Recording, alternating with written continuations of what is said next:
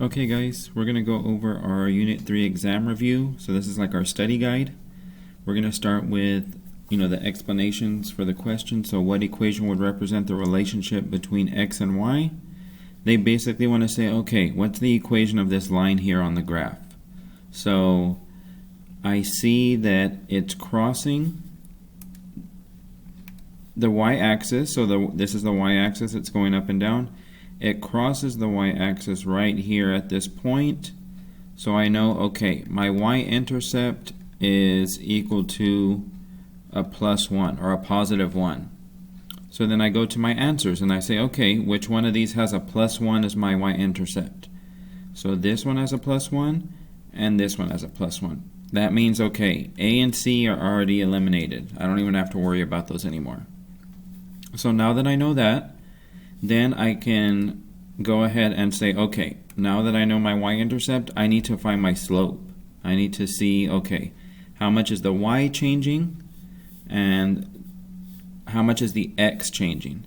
So the y changes up and down. The x changes left and right. So right here I can say, okay, if I'm going from one point right here to the next point over here, you just have to pick 2 points, that's it. I say, okay, I'm going up 1 space, I go up 2 spaces, and that's where I stop. So it's +2. And then to the right, I go only 1 space, so it's +1.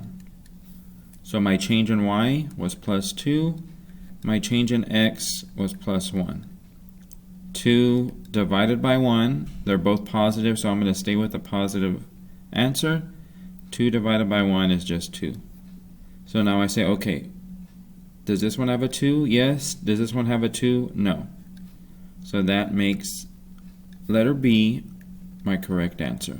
The slope that I found was equal to +2. And my y-intercept was +1. Okay, moving on to the next one. We have a word problem here. It says a fish is swimming at a constant rate towards the ocean floor. The equation y = 5x - 2 can be used to represent the situation. So I know, okay, this is my equation that they're already giving to us. So that's something that, okay, I already know that's something that they're going to look at. It says where y is the depth of the fish in meters below sea level and x is the number of seconds the fish has been swimming. So y represents, how many meters it's below sea level. X represents how long, like the number of seconds it's been swimming. So we have to go through and say which statement best describes the depth of the fish given the situation.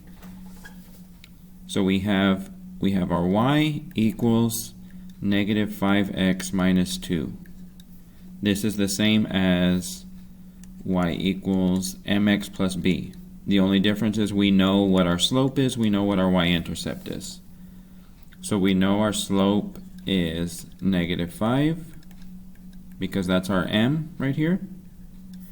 And then we know our y-intercept is -2 because that's, again, it's given to us right there. It matches with the letter B. So when I see a y-intercept of -2, that means that I'm going to start below the water. And that makes sense because it's a fish. So the fish, if it's right here, again, it's going to be 2 or -2 below the water. That's where it starts at. Like, this is the starting point. So let's look at the answers and see which one tells us that starting point. So it says from a starting position of 5 meters below sea level. That one's wrong. We're looking for 2 meters below.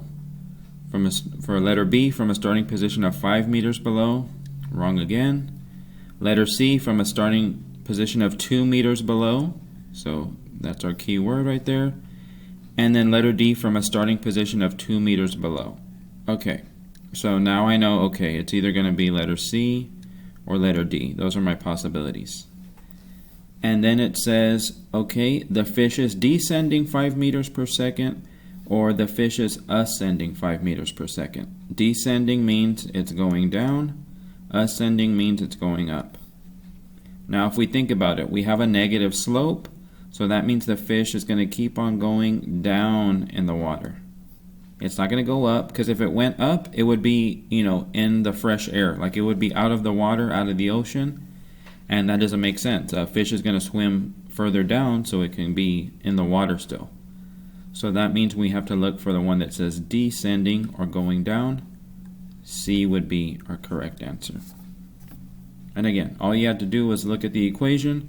They already give you the slope, they already give you the y-intercept. They just want to know if you know what each of those means, like to explain it.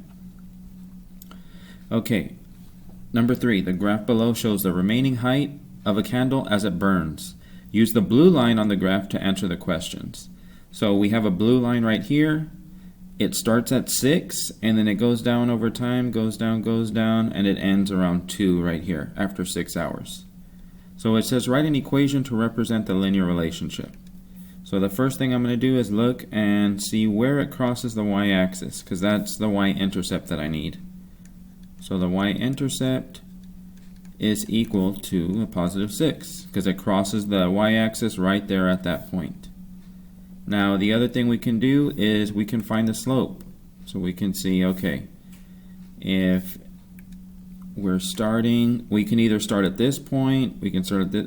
We usually want to have a point that's even on both sides, or that it's like on the corner. So let me pick this point right here, and then this point right here, because that's where the corners are. So I say, okay, my change in y, I'm going down 2 spaces, because I go down from 4 to 3, and then from 3 to 2. So that's 2 spaces. So again, remember, y goes up and down, x goes left and right for the change.